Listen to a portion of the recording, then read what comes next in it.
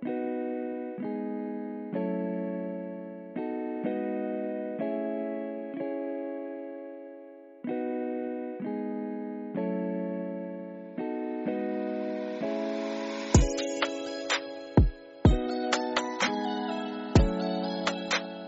was so not anti-GP before, but GP was just not one of my interests. Doctor Who? Adewale, thank you very much.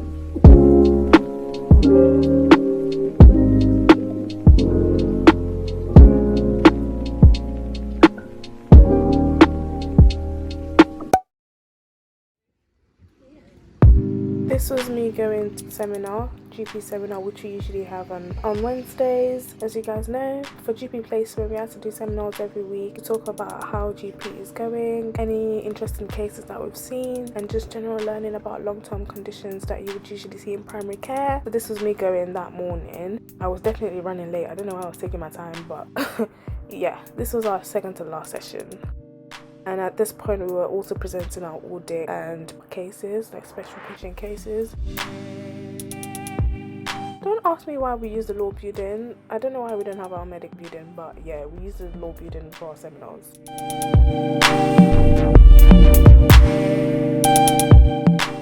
Because it's just seminars on those days, I finish at 12, and after 12 pretty much just do whatever. So I decided that I was gonna go shopping, food shopping, because I will be cooking and talking at the same time, having a chit chat with you guys on how GP is going, what my experiences are, tips on how to successfully go for GP placement, and just how different it is from like normal placement that I've been doing for the past 2 years, you know, the 1 or 2 here and there.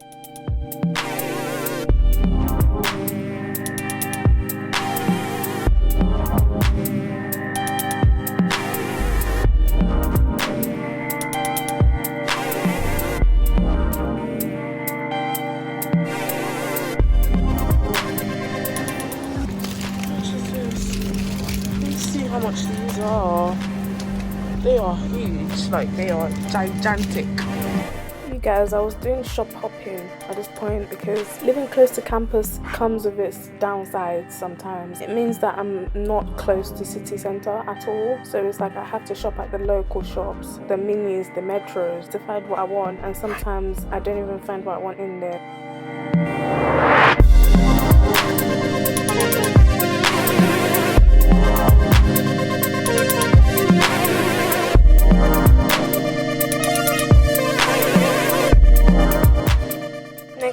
I shall be living middle ground from campus and middle ground from city centre to make my life easier, because this ain't it. I be ordering from Uber Eats for my groceries. Like, don't even get me started. It's just too long for me to be in city anymore. When I say city, I mean bus ride. If I have to get a bus to get there, it's far.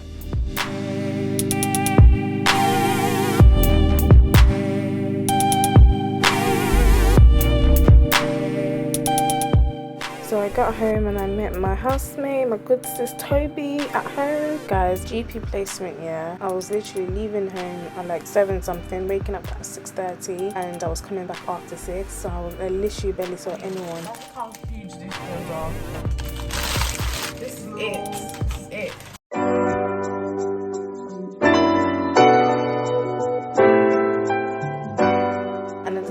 I hadn't seen Toby for like a week, so when I met her we had a very good chat, you know, proper catch up, because placement be having me going when no one is awake and coming back when no one is even in the house. So this was so good, basically chit chat and cooking and all that good stuff.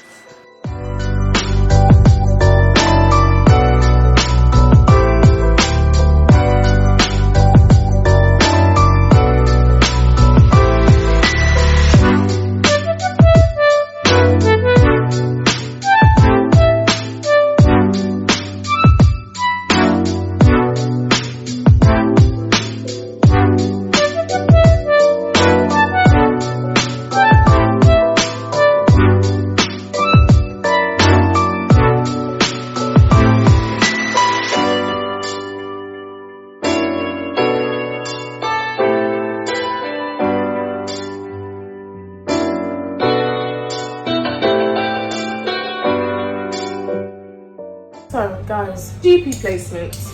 I am currently on my 6th week. Altogether it's 7 weeks. I've got next week left. and this is done. Like, it feels like yesterday that I just started. I don't know where time went. Bro, it went so quickly. I just blinked and opened my eyes and it's almost over, which is very crazy. Placement has been going well, honestly. I'm quite pleased at how well it's going, because I was so not anti-GP before, but GP was just not one of my interests. I was going in there thinking, you know, but it's been so good that I'm now considering that I could actually be a GP, like, for real. I see myself being a GP. I like that continuity. When a family signs up to a GP, for example, their kids are signed up to, and you see kids grow literally. If they end up being in that house or in that whatever for time, you literally see them as an adult as well, as opposed to like hospital medicine or other, I don't know, specialties where it's someone new every single time. You often don't get to, you might have a few follow-ups here and there, but you often don't get to like follow people over the course of their life. You treat someone, yes, they're happy, they go on with their life. You never know how they're doing after that. I feel like because I've been placed in that environment, I can see why people actually go on to the GPs. And GPs have a good life, guys. GPs have a good life. They have a good life. Also, GPs are kind of like businesses. I don't know if everyone knows that. They run as businesses. So it's like doctors can invest into GPs and, you know, get money. Let's talk about the area that I'm at. I'm at Paul. It is Dorset. If you're in second year medic, first year medic, start getting your driving in order. No kidding, like just start getting your affairs in order. Because with placement, unless you have an extenuating circumstance, they can just throw you anywhere. Like, they can literally throw you miles and miles away from home. Get your driving license, get your car, God will provide, and be a driver. Very nice area, guys. Very nice area. Like, I looked at it and I was like, I could live here. Very affluent area. These lot own boats in their backyard, just chilling.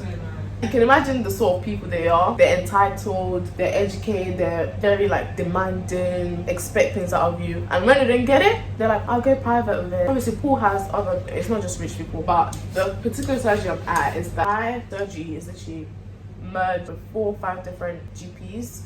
So they literally have about 50,000 patients altogether, which is mad. Like, it's huge surgery. Just one single black doctor in that whole, well, my surgery anyway. One single black doctor. I thought Southampton was white. This area is white. It's a lot. It's a lot. I wake up at 6:30, sometimes 6 if I'm trying to actually have a good morning and like eat before I go, make packed lunch, all that stuff. I was just so drained and tired. And people do say that GP is one of the most draining placements because it's 9 to 5. It's very tiring. Having that day off on Wednesday really do help because I can actually revise on that Wednesday. But is it enough? In terms of skills, such as taking blood, my GP is very organized with things like that. I don't know how things run with everyone else. So the first week we got a timetable working with HCAs, for example, so that we can learn how to take blood. Diabetes nurse, so that we can learn a bit more about how diabetes is managed long term. Me taking blood, I was so lucky to have been blocked in right from the first week. The HCAs know that you're a medical student and you're trying to learn how to take blood as well. So they are usually quite open for you to take it. And obviously you would have to ask the patient as well, oh, I'm a medical student, is it okay if I take your blood? Some of them will say no, which is fair enough, it's a needle, like. But some of them will be like, oh yeah. And some of them will be like, as long as you're not first year medical student. First you did it, were you nervous? Oh, I was shaking. Oh no. The first time I did it again, I was shaking. I would be like, yeah, next.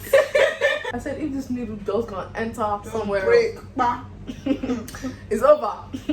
It's all over. But the patients were quite nice about it. The first patient I actually tried, she was so lovely about it. Said, yeah, go on. With GPs, it's quite different from how we train to take the bloods actually, because obviously for OSCEs, you need to do things rigidly. Like, you have to clean the tray like 5 times. But with GP, it was quite flexible. Like, it's easy, super easy. You just have to be relaxed. From doing it over and over and over again, I kind of honed the skills. Even now though, because I haven't done it in like 2 weeks. When I went back to doing it yesterday, guys, why did it feel like I've never done it? Like, it literally felt like I didn't know how to do it, but it was calm. Dr. Who? Adewale, thank you very much. So the whole 5-6 weeks I've been at the placement, I've done urine sample once. As a HCA in my job, I've done it countless of times. I've taken urine samples.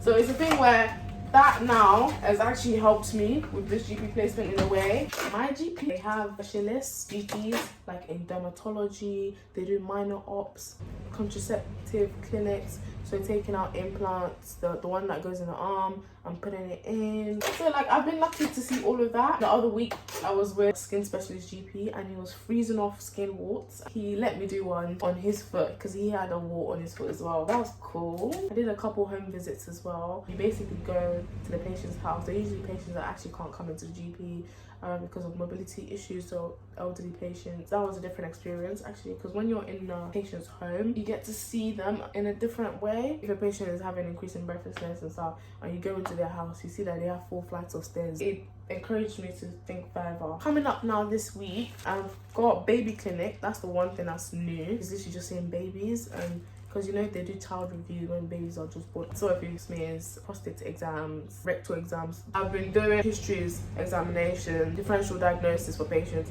Obviously 3rd year, it's a bit early days, but it's like good to start thinking about those things. It's not just placement and going in and coming out. We have to do audits. Okay, as a medical student, why the heck am I doing audits? When you qualify, you are supposed to do audits. I'm literally there at GP practice for 7 weeks, and the thing with audit is they can be very long. You need to collect the data, then you need to analyze the data. Not only do we have to do, we have to write it up. Apart from that, we also have to do the case presentations. This one is quite interesting. Usually in primary care, you see a lot of long-term conditions. We're supposed to pick like a patient that has a long-term condition and basically, in a way, teach everyone else in the seminar group what the condition is, how it's managed, treatment, how the patient is coping with it, anything new about the condition that's come up lately. I'm glad actually that I had GP placement first. I feel like it's an easing in to placement. No, I'm on surgery and orthopedics next. I'm scared. Surgeons are scary. I feel like surgeons are more hardcore. Imagine being in theatre and they ask you, medical student over there, what's this artery here? I'll crumble. I'll just collapse.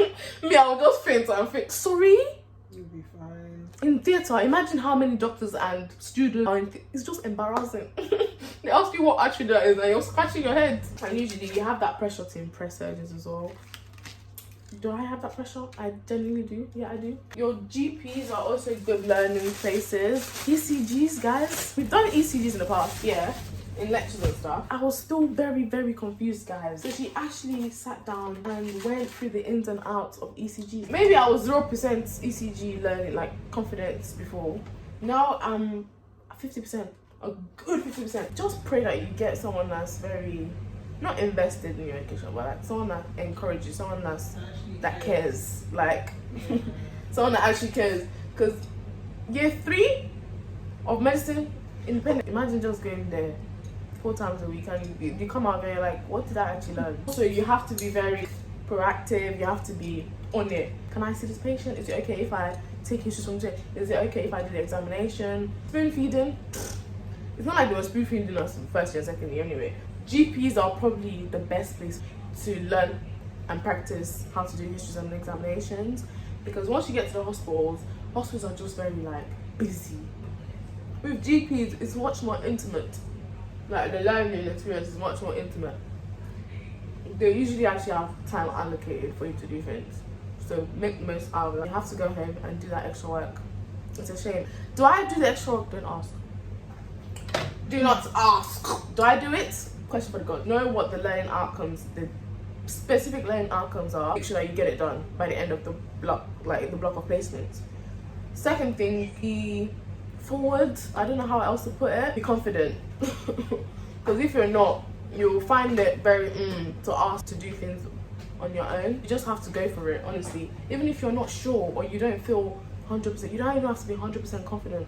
Just try it. Do not leave things to just fade away. See something, like, oh, I don't know what this is, and just leave it. You will never go back to it. If you don't look it up straight away, learn it straight away, 2nd week or even the next day, you will have a pile of literally 5 more things that you've never seen before. If not the same day, same week, look over things that you're probably just seeing for the first time, or things that you feel like, oh, I need to brush up on. And that's another good thing about placements, regardless of if it's GP or other type of placement. When you see things face to face, as in you see it's real, connected to a real person, it's like easier for you to learn. For me, that's the best way for me to learn. All these lectures we've been doing from 1st year and 2nd year, they never stop. But now I remember that I saw an actual patient that had that. What did we do? What medications were they taking? Experience makes the memory last longer, if that makes sense. Just be prepared mentally, be prepared physically. Another thing that's really helped me, even though I haven't really done it much these days, first week when I first started, some of my medic friends used to come over and we used to practice examinations and history. Even if you don't have people to practice it, teddy bear, like Rach has a teddy bear in her thing, in her room. Pretend it's a real patient. Approach patients as a whole person, not just the medical side, the social part. You really have to be disciplined with yourself, getting things done, because there's no timetable, there's no time allocated to do it. Get accustomed to the idea of putting your hands inside people. If you're squeamish, I don't know what to tell you, you're gonna have to do it at some point. I haven't actually done a rectal exam personally, but I've seen it get done.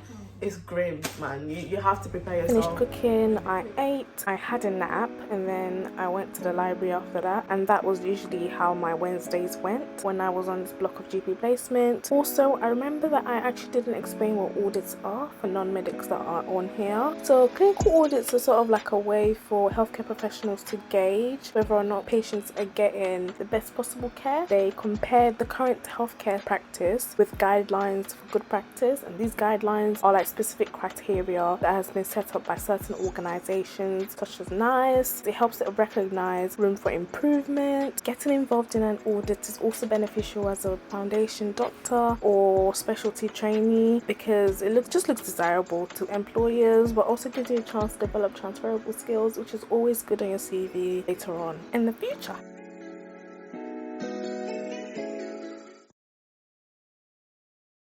Yeah, that is it from me today. Honestly, I've enjoyed GP placement. I'm grateful for the people that they even put me in groups with. I think it's been a good experience, very insightful. It's actually made me more interested in GP. I do consider it as a specialty that I could possibly go into later on. And they actually need GPs. There's been a decline in GPs for ages now, which is not good for the NHS as a whole. Catch you guys when I get to surgery and orthopedics placement.